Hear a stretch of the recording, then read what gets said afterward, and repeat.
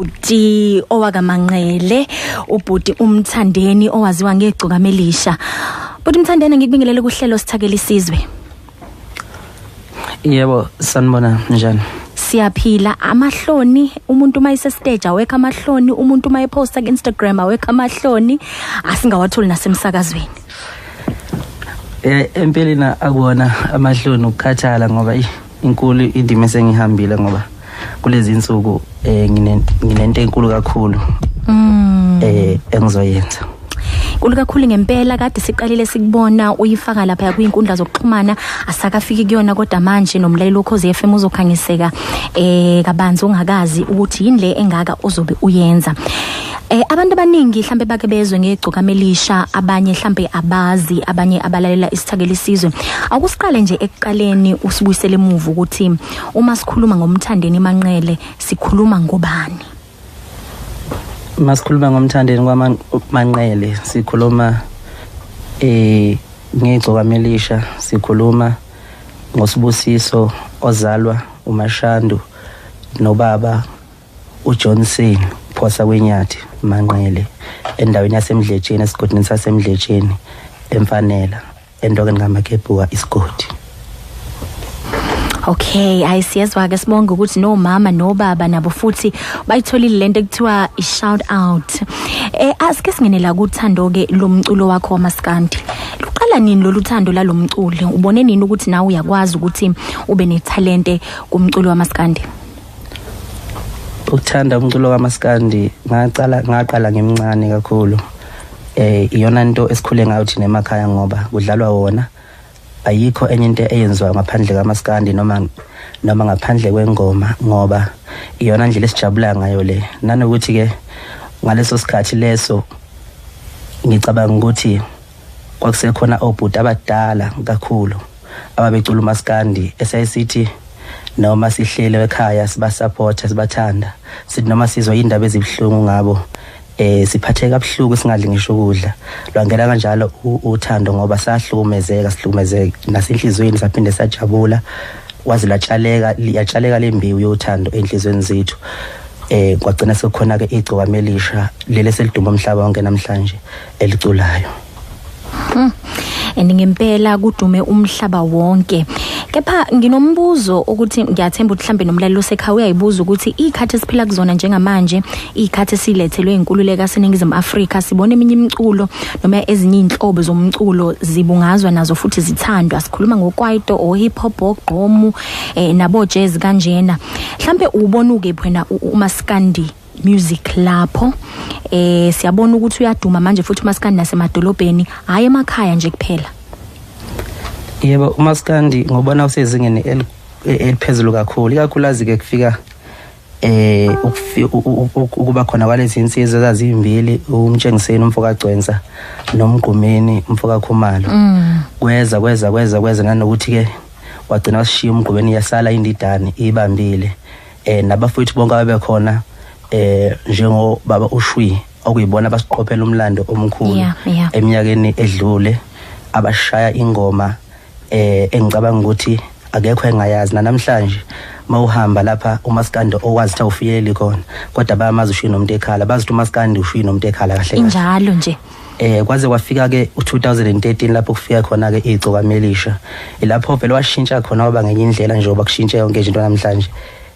Washintsha intsha yawuthanda baqala futhi nabenzi bomculo wezinye inhlobo njengo DJ Bhuno oSwidodwa nje bulizwe igcuka malikhona khona lapha futhi baqala badinga ukuthi siuMaskandi singene nabanye futhi abaculi esinabo la indimeni naMaskandi njengamanje bafeaturishwa eminye emhlobo yemculo shuthi washintsha kakhulu ngento eyiningi ngayichaza ngoba abantu bayazazi emphakathini. Uyazi mina Mthandeni ngikakubiza ngomthandeni. Yeah, Mthandeni igama likadali. Yeah, uyabona nje Mthandeni Dali, sweetheart, Swidodwa lo. Yeah. Mina ngiqala ukubona ngibona lo bhuti oneswag. sisho njalo isilungu sithi swag. Ugqoka ama high tops lo booty, ufaka ama yini lamakapisi kambe Florence. Ovelani. Yebo, ufaka lawo makapisi. Uyabona nje unento engazi ukuthi hip hop swag kodwa uzocula umculo kaMaskandi. Ngiyibuza ukuthi hawu uqaleni noMaskandi ukuthandwa abantu mhlambe abasha, ngazi ukuthi uMaskandi uthandwa obaba nomama, ogogo nomkhulu, abantu basemakhaya, abantu abanganaka mhlambe engizothi ukuphucuzeka. Nangu kodwa lo muntu othanda ukushintsha manje uMaskandi ufuna ukuthi ewuse emadolobheni. Ngokubona kwakho kuyiqiniso ukuthi uMaskandi kuumculo nje wabantu abadala kuphela, abantu basemakhaya? Ngingathi akulona iqiniso empeleni ngoba umculo kaMaskandi baningi abantu oqala umculo kaMaskandi sisebenzisa isiZulu kakhulu kuona. La eSouth Africa ulimi olukhulunywayo isiZulu, lokhulunywa olukhulu ulimi olukhulunywa kakhulu njengesiZulu. Okusho ukuthi uma ucula uMaskandi obucula isiZulu lapho unendlela ukuthi udlulise umlayezo kubantu abaningi eSouth Africa ngendlela ezahlukahlukene njengoba sicula nje. Okwesibili ngathi kwakuhlelo likaNkulunkulu ukuthi eminyakeni yangalezi ikhathi ngihlale kufana zonke izinto ngoba ziyashintsha. Namhlanje ngoba silapha nje ngilapha endlini zomsakazo kunje ngisiqiniseke sokuthi ngo2030 kuyobe kusenginjini. Namanje kwakuhlelwa uNkulunkulu ukuthi kuyofika igcwamamelisha ngeminyaka yo2013 kuze kufika manje ngo2018 njalo uNkulunkulu wabusazongcina iminyaka azongcina yona ukuthi yofika umculo oyigcwamamelisha ofika adlala indima yakhe ayidlala, thatha umculo kaMaskandi uthatha ubekela bese ushiyashiyele futhi abanyabezayo. Ngeke ngize ususuke wathinta indaba zamathandana mthandeni kanje.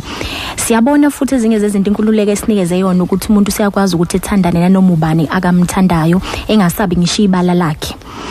Iphi intokazi uJessica isakhona na umlaleli woKhozi FM ongaze ekhaya? Ngizoke ngimkhanyisele mase ngithola impendulo. Angena manzi emadolweni. Ngizocela ukudlula leyo mbuzo, ngiyawuthanda futhi ngiyawuhlonipha kakhulu, kade ngicela ukudlula uJessica akasiza isiZulu ukubuya siza mhlambe bengizokhuluma for ukujabulisa yena nje. Yabo. Ha kanti le ndoda yashela kanjani? Le ndoda yashela ngesilungu?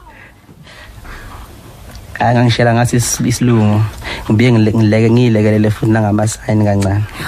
Okusho ukuthi usakhona uJessica. Usekhona usadla nhlamvana.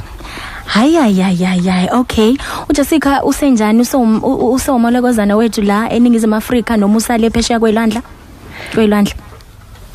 Ukhona umalokozana okhona la eSouth Africa. Shuthi ngasho nje ngithi uJessica umfazi wephepha. Ha? Yeah, umfazi wephepha. isiZulu sisho njalo. Okay, I know siyeza. Ngizoke ngiyibambe lapho ukhona uJessica umfazi wephepha. Ngiyacabanga ke la mthandeni ukuthi ezinye zezinto inkululeko ilethile empilweni yakho ukuthi ukwazi na ukuthi uthandane nosisi abafana njengoJessica kanje abamhlophe ngokwebala abahlala phesheya kwelwandle.